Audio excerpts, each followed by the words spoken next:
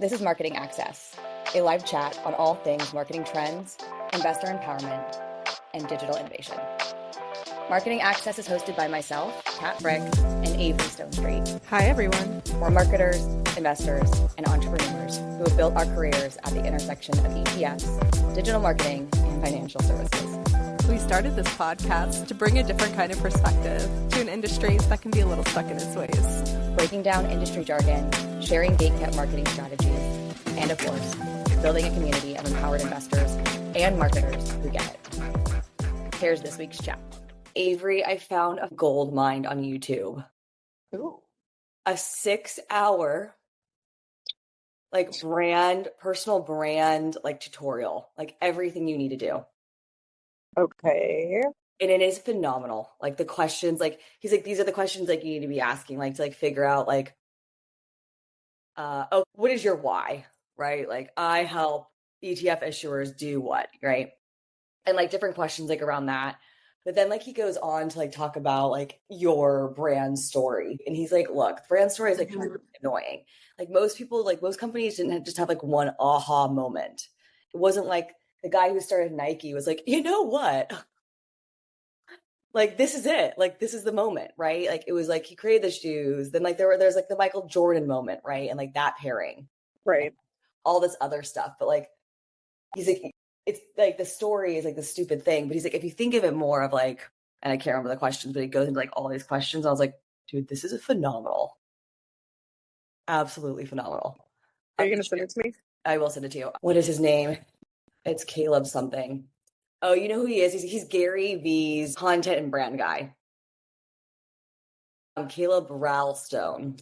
Okay.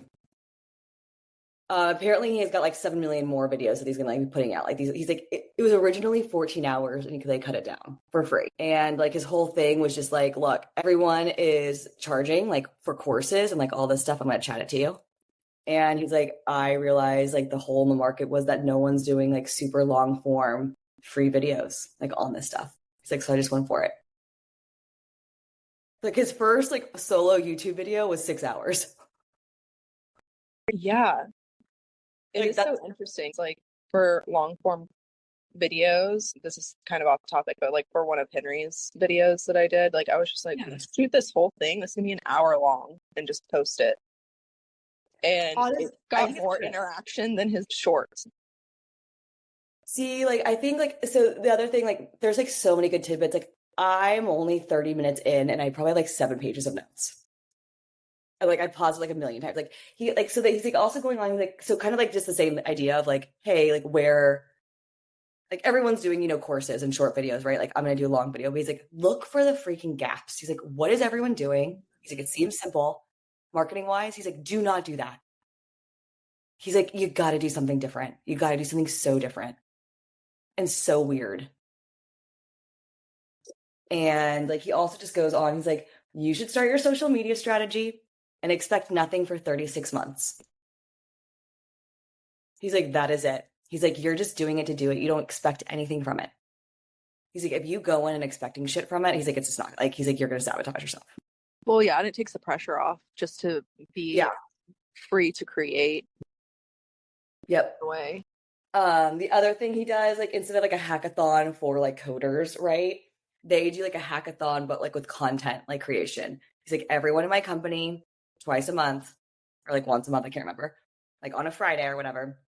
Every single person, a secretary, the project manager, he's I don't care if you create content or not, everyone has to create content that day. Yes. And then we vote on it. And whoever wins gets, we post it, they also get some money or something like that. There's some other incentive in their company. Oh, nice. So he talks a lot about that. He also talks about building your employees up, knowing that you're going to be hiring people who are going to leave, but still building them up. Which I think is definitely, I think people in our space are very weary of that, especially agencies. I don't know. It's really, really good. I really like him. I think he's really going to resonate with you as well. He also linked all these worksheets for every single part of the whole entire thing. I was dude, you are an angel. So generous. Don't share it with anyone else, Avery. No, I'm gonna use it for myself. Shoot. I know that's what I was thinking because I was like, I want to share this. But I was like, but I love these. Like the questions are so good. I'm like, just like really good, and like how he explains branding is like phenomenal. I love it. I know. I'm like, damn it, Caleb, you make it seem so easy. You're an inspiration to many. Well, it's not. I mean, guess. I mean, but here's the thing. It's like you could. All I did was I was just on my. I spent a lot of time on YouTube. I know. I was on YouTube and I saw like and oh, this guy was being interviewed by someone like these two other kids, and he was like talking about this, and I was like, oh, I need to go find this. And one guy's like, I listened to it in a week. I wanted to listen to it faster, but it's just so good. And there's like, he's like, I had to keep pausing it.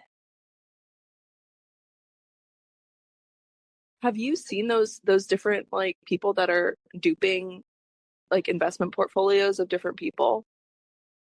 No, but Michael Burt, like, I don't know what the cutoff is, but if you manage X amount of like a certain amount of money, every quarter you have to release your positions. You're right, exactly. And so these people are taking that public info, and they've created a business model off of just duplicating different people's portfolios. You want Nancy Pelosi's portfolio, here it is. If you want Warren Buffett's portfolio, here it is. And so it's pretty interesting to kind of like follow along. Okay, so but my point, and then the thought there is like when you find out what he's already traded, you're too late usually. Right? Yeah. No. Like United Healthcare is already pretty inflated. Oh, but like, yeah. I mean, listen, I think that makes sense. I was talking to Stoyan about it. He's like, I always forget that. I was like, yeah, dude, don't forget. You forget what? That whoever's managing X amount of dollars has to release their holdings. Yeah. So I'm gonna jump in here. Yes. Okay, so I think going back quickly to what was mentioned as far as this idea of like looking for gaps, right? Like looking for gaps right. And doing marketing differently than everyone else, I think speaks truly to the topic we're about to discuss today around out of home advertising.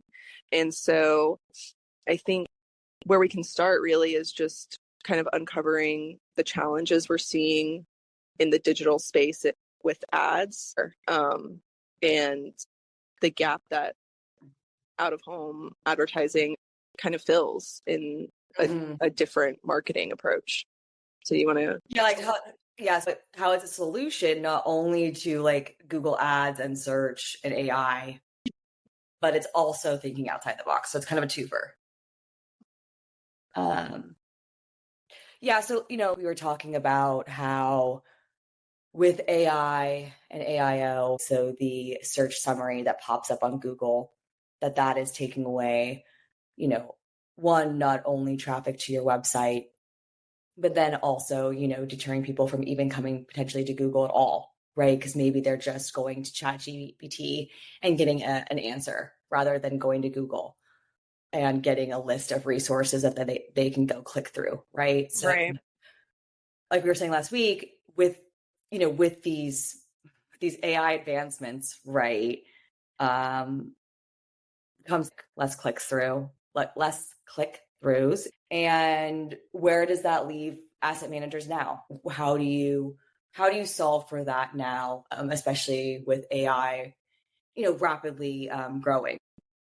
You're talking about the AI, answering your audience's questions without ever even approaching their website, which is 100% like this day and age. AI is like stealing clicks for sure. We're in a place right now too where pay for click ad space is so saturated and so competitive at this point that your whatever kind of dollars you're spending there, you're really seeing diminished return on your efforts in a lot of different ways, just because of how the algorithms are set up now, how even trackability and privacy policies for Google and Apple have changed. So you're really not even able to measure fully what's going on on an ad spend. It's easy because the barrier of entry is low now, and so it's like an easy setup, right? Like I think that's why people are attracted to it. And then you start to see you have to pay to even begin to compete. Yeah, like, I mean, listen, they're just bidding, the cost per click bid is just, the bids the larger guys are putting in are just so much higher.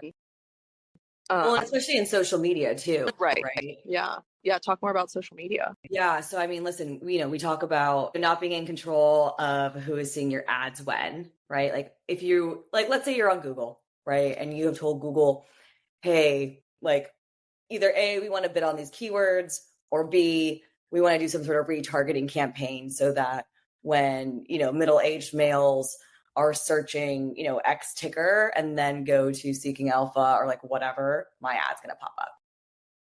That's great and dandy. You can tell Google all those wonderful things and you can get so into the details. Like, I only want them, in Ohio, whatever.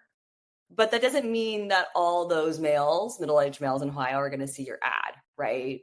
Google is going to decide, the algorithm is going to decide, the auction is going to decide. With social media, sort of the same thing, right? But you have algorithms then deciding who is going to see your ad. So in this day and age, how do you make sure that you're getting a good ROI with either your digital ads like on Google, right? Online, or through social media? And one of the aspects of social media too is like the people that are going to the social media platforms are people that are already know about you and are actively seeking you out. So you're not necessarily like reaching people that aren't looking for you. So you already have to be engaged at some point to even be a part of some kind of retargeting campaign, right? Yeah. You can't even, you have to already have had a touch point. Yep. So let's just take a step back for the audience. So Sure. what that looks like is on social media, if you're doing a retargeting campaign, Twitter would only show your ads to people who have on their own shown interest in your brand, in your fund, etc. So if they have not seen it, or if they've not done their own either research, click, whatever on you, your fund, your brand, then that ad will not show up to them on social media. So how do you ensure that you are getting marketing, advertising, awareness campaigns out there that are actually going to deliver? And we potentially have a solution. It's not a new solution. It's one of the oldest tried and trues. Out of home advertising. This is OOH, out of home. So we need a solution for. So that's where out of home advertising comes in. You're not competing with trending content. You're showing up in the real world in front of real people with zero platform, interference, let's say. But yeah, explain out of home advertising, what it is, its origin story. Just download on us. Yeah, educate us. I'm here for you. So OOH stands for out of home advertising. The way I just try to remember it is, we all know OOO, out of office. So out of home. What is that? How it's the original. Like, this is the first market, like this is the first advertising marketing thing ever. Like 1800s we're talking. That's a good one. I mean, that's a great, like, a tidbit of information. And she's back. She's back. But it is interesting in that sense, right? Because, and again, I think this goes back to like the broader theme of just like holding a magazine, being out in person, and like interacting with brands in person, like not through a screen, right? So it's a solution to the fact that like everyone gets to see that ad. What did it look like in the 1830s? A billboard. What does it look like today? It could definitely be a billboard. Well, I think, yeah, billboard is like the first point of like standing, which is great. It's great. Like, okay, it is a billboard, and maybe that's a turnoff to some marketers because you're like, what am I going to do with a billboard? Well, you're going to do a lot with a billboard, and we'll talk about it. But beyond the billboards, though, we're talking about transit posters. We're talking about, different kind of like pop-ups, train wraps. I mean, posters, all the kind of different ads you see outside of your home. And obviously there's a lot of different ways to go with these kind of like physical ads. It's no Okay. longer just like a digital ad on your computer, which is definitely where most of us have been, in the last decade. And, most of that is due to tracking and data and the fact that most people are online, right? But I think as we move away from the pandemic in 2020 and people are sick and tired of being on screens, we move from a small screen to a little bit of a larger one to a little bit of a larger one, like throughout the day. Like it's my iPhone, it's my computer, and then it's the TV.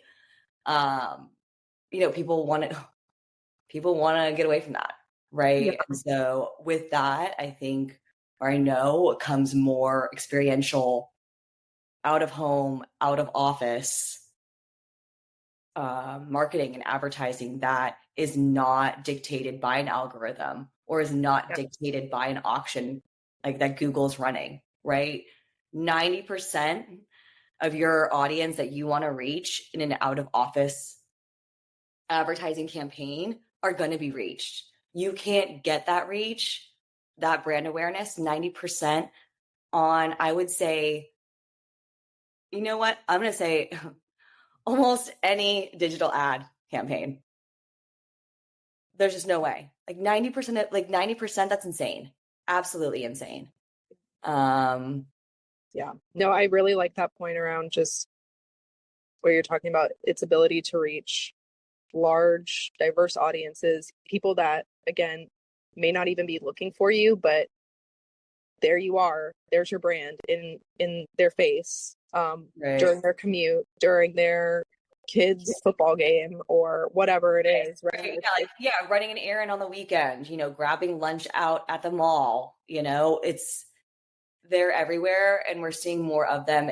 And there's a reason we're seeing more of them, right? It's how do you ensure that you're getting the most bang for your advertising buck, right? Yeah. And if awareness is what you're trying to accomplish, like this is definitely it. 67% of OOH campaigns that had like a social feature, like follow us online, like follow us on Instagram. 52% of people who saw, like over half the people who saw that went online to go check that brand out. And then almost half of those people followed the brand. You're not getting those numbers, those conversion. And when I say conversion, I mean from not following, not knowing, not looking at the brand to now looking at the brand and now following it. That doesn't really usually happen with digital ads. OH also offers brands, and especially financial services brands, like an opportunity to have like a little more fun, right? Like with their marketing, with their advertising. This is a chance for you them to kind of step outside the box, right? Because ideally this OOH is something that's interactive, right? So for example, we can link this in the notes, that Kit Kat OOH that we saw in New York, right? And so this was, I can't remember which park they had it in, but it was like a huge Kit Kat red box. Like I'm talking massive, like what, at least a story tall, right? And it says like, take a break. And then it has like a red hammock. That's something is awesome. Like that's going to get people's attention. People are like, what is that? What is that massive like red thing, right? Like in the center of the park. People are going to take photos. They're going to post it on Instagram. They're going to show their friends, right? Heck, maybe they even post it on LinkedIn. Who knows? Let's get wild here. But that memory, that engagement that a brand would be getting from OOH is also not something that you're really going to get from digital, from a digital campaign. So, in addition to reaching everyone, it also gives people a chance to share your ad for free and push your ad and your message for free to all of their friends and family, right? And I think we all know that when information is coming from someone close to us, whether that be a partner, a family member, a friend, or coworker, we're more likely to not only just act, but like take in that information and trust that information, right? Yeah. No, I really like what you said just about creating those moments, right? They're not just ads, they're creating a moment, creating an experience, and in a way kind of going beyond even awareness into kind of like a presence, right? Providing Mm-hmm. brand presence. And so I really like what you said when we were chatting before just about this memory creation that effect that OOH has. Can you speak to that a little bit more? Yeah, so I think drawing on the same idea of OOH campaigns being um this memory is that when you go to buy, we have these marketing funnels, right? We have like these buyer journeys, etc. They usually look something like someone finds out about your brand, they go to your website, they read 101 content about your brand or your service offering.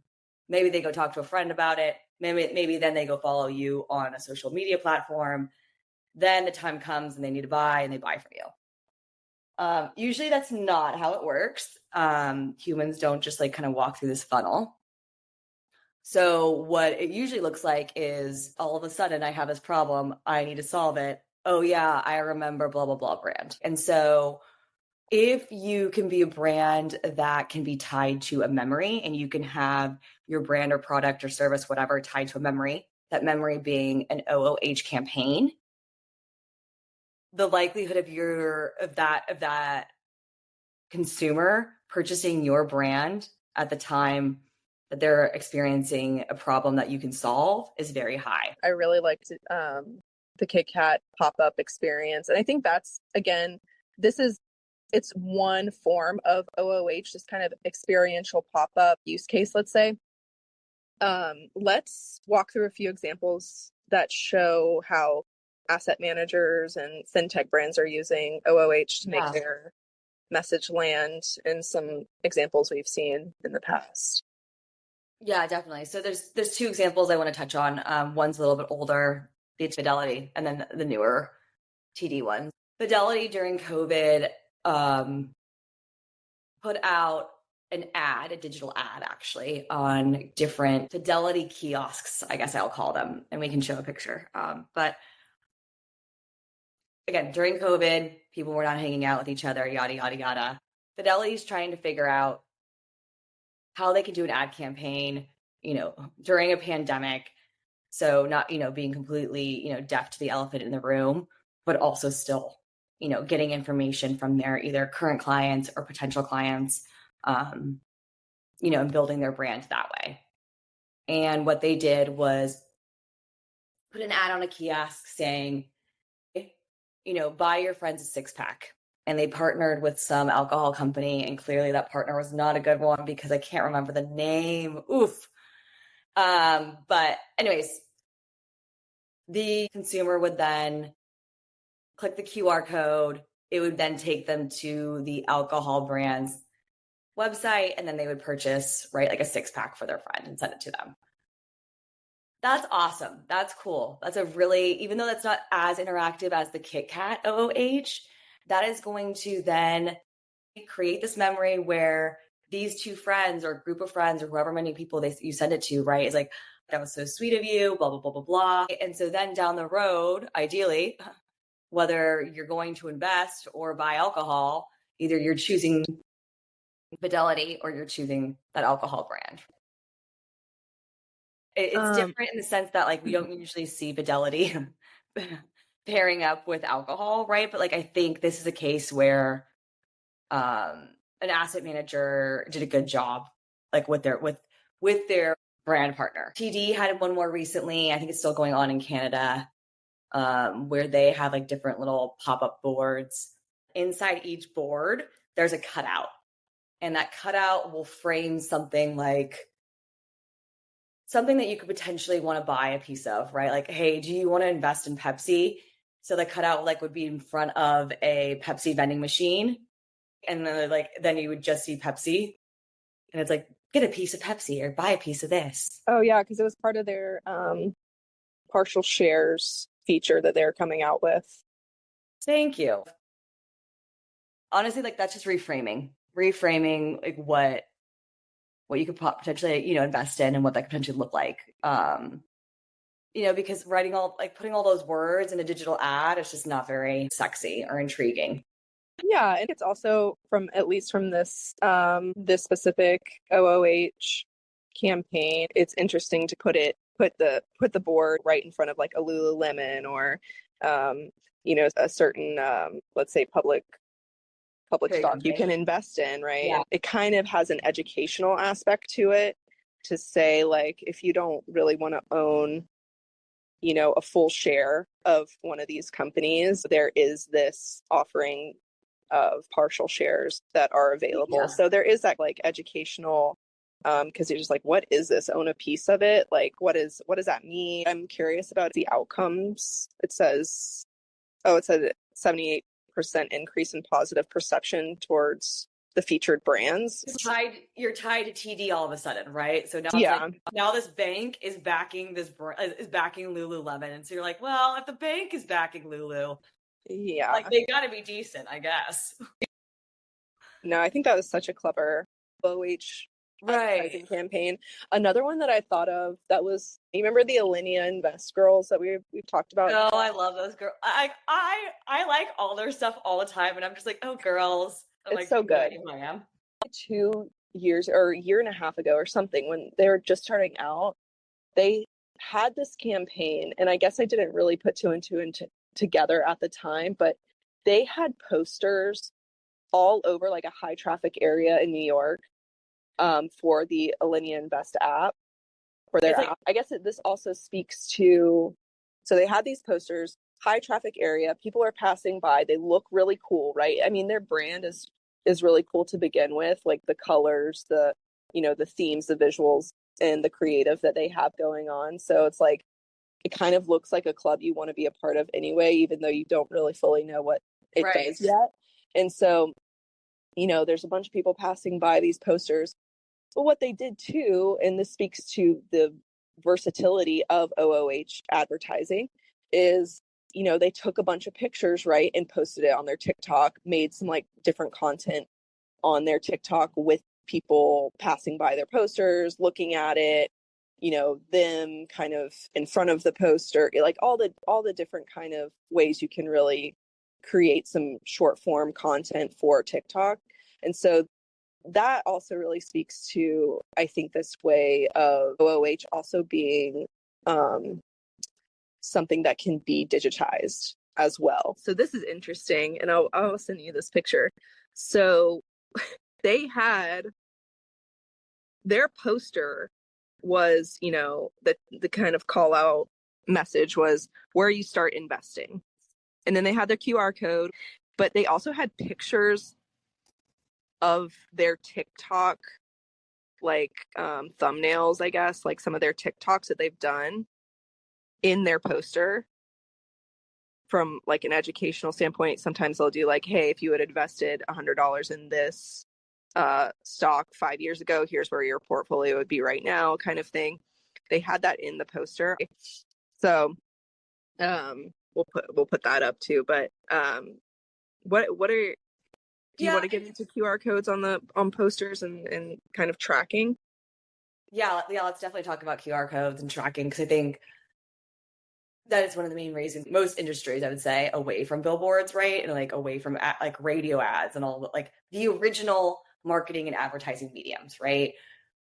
We moved away from all those because we couldn't track them well. And now all of a sudden, we can find out through digital ads, right, and digital campaigns, who is looking, who is clicking, where they're clicking, how long they're reading and staying on after they clicked, when they're signing up, what emails they're opening, all of that, right? And that is a gold mine to go from literally being blind to maybe just only seeing like 4,000 people went to your site. Like that was like the only stat, to now going to like so much data that, like, to your point earlier, like we're now having privacy issues. We've got like, we know too much, right? And now with other technology and other ways of tracking, we can actually track these OOH campaigns, um, way more so than we ever could in the past, right? And one way to track them is through, or I should say, track the ROI, right, is through QR codes. And so what that would look like, right, is hey, how many people scan the QR code on your ad? Once they scan that QR code, right, what did they do? Like, what actions did they take? And I guess in that sense, it does kind of go back to more of like a digital experience, right? And like we're getting that data digitally. But another way you could also look at it, which is kind of also tied to digital, is if you were to say like on your poster or on your OOH event space area, like tag X brand in your post about ABC, right? And like enter a chance to win whatever. Then you can go there and see like, okay, how many people posted, right? Or how many people use that hashtag or whatnot. But those again like are mostly digitally tied as far as like seeing how many people like actually like saw your space or like saw your event space, right? I didn't know OH campaign. There are other tracking efforts, I guess you could say, that are out there. I'm happy to talk a little bit more about them offline with anyone. I'm personally not an expert, but and it also kind of gets a little creepy. But Mm-hmm. the options are there, people. The options are there. Yeah, I mean, the point is that we didn't have the tools to measure OOH the way we do now. In measuring these kind of ads is the capabilities are there, and to your point, it's kind of creepy in some ways. But Right. I think bottom line, like data is great for campaigns, for marketing, advertising campaigns, but at what point does that data no longer serve us when algorithms and mm-hmm. auctions are dictating the reach? Yes. Right? Like, is it almost worth getting less data and more reach? I mean, honestly, like I do, like we've talked about this a few times in a few different angles, but I really do think we're moving that we are going to take steps back as far as like technology Yeah. and like what we do and how we do it. And I do think people are going to be less and less on social media. They're going to your websites less, right? So now what? Diversify. Diversify for sure. And that's one of those things too with just marketers in general. You get caught up in a certain template of marketing, and marketers and especially financial services need to try something different. Right. And maybe that looks like doing something at a conference, right? Maybe you have your OOH event like actually like in a booth, like a smaller version of it, test it out there. And then if it goes well, see like then push it to like a real life event out in the world. But, Right. but with OOH and especially like an event version of it, it's going to be costly, 100%, right? But I think it's something that it's worth the time and the energy that's going to go into it. It's worth figuring out because you are like this is to your point earlier, Avery. It's like, hey, we're now all on board with Google. Hey, we're advertising. We're all now on board, right, with digital ads, right? We're all on board with like putting our own ad on LinkedIn. Oh, but wait, what now? Like what? It's not work like now you want us to pivot all of a sudden and figure out like who do I contact at the city to get this event pop up going like in the park on this random weekend? Like that sounds so tedious and so annoying, right? Like I'd rather just stick with my ads where I just click, click, click, whatever, keep going, right? Here's more budget. So it's going to be annoying in that sense, but the ROI is going to be tenfold. Yeah. Well, I really have enjoyed thinking through the possibilities. It would be great to just keep an eye out on like what different brands are doing. To your point, like in this kind of AI tech digital driven world, Right. like people are getting exhausted. People are, they're dysregulated, being on their computer all the time, looking at ads. You know, I, I think will start to come up more as an option. We'll start to see it a little bit more out in the real world. Like there is lots of volatility, right, in the market, but there's also digital volatility that's going on, like from a marketing standpoint. And OOH is just going to give you the stable reach that this unstable marketing environment, it is the antidote to the digital volatility that we are all experiencing, not just in financial services, but in every industry. I love it. Love it. And that's a wrap. That's a wrap, y'all. Thanks for joining us again.